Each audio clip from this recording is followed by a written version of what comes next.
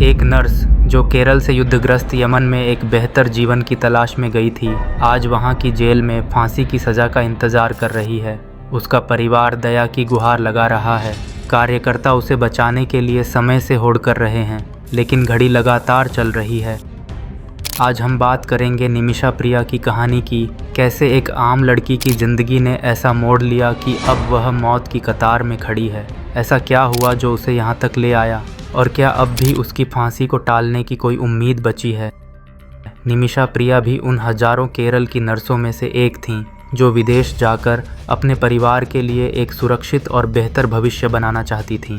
केरल के पालक्काड जिले में जन्मी निमिषा दिहाड़ी मजदूर माता पिता की बेटी थीं। सन 2008 में वह यमन चली गईं, जो उस समय पहले से ही राजनीतिक अस्थिरता का सामना कर रहा था, ताकि सना के एक सरकारी अस्पताल में नौकरी कर सकें। उन्होंने कड़ी मेहनत की, अपने परिवार को पैसे भेजे और बीच में एक बार शादी करने के लिए केरल लौटी भी थी।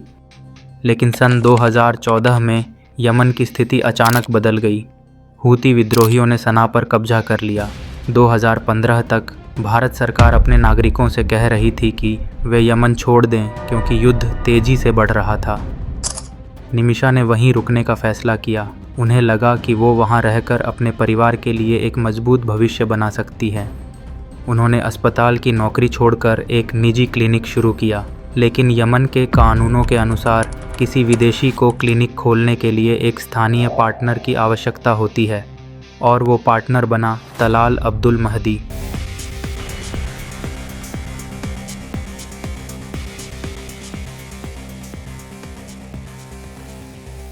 यही निर्णय उनकी ज़िंदगी को पूरी तरह बदल देने वाला साबित हुआ।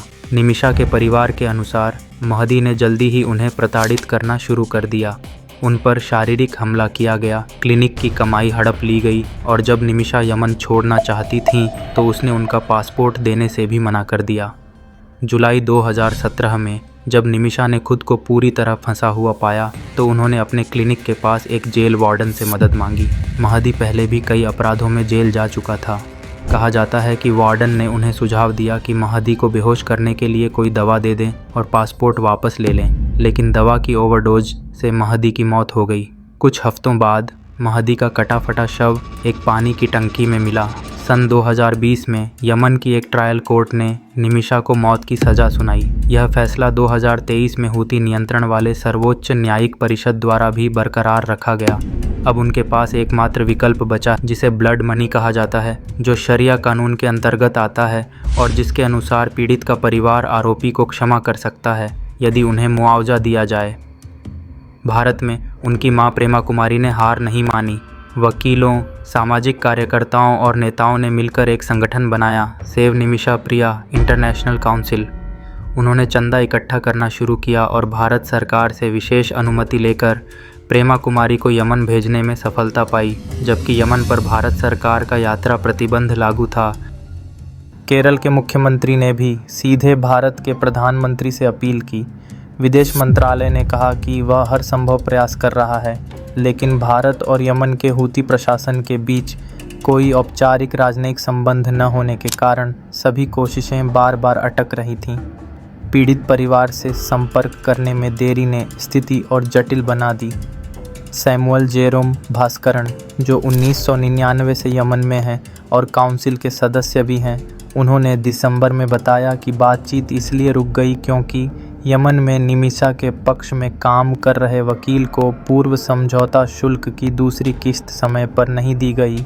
बाद में काउंसिल ने बताया कि वकील ने कुल 40,000 अमेरिकी डॉलर की मांग की थी।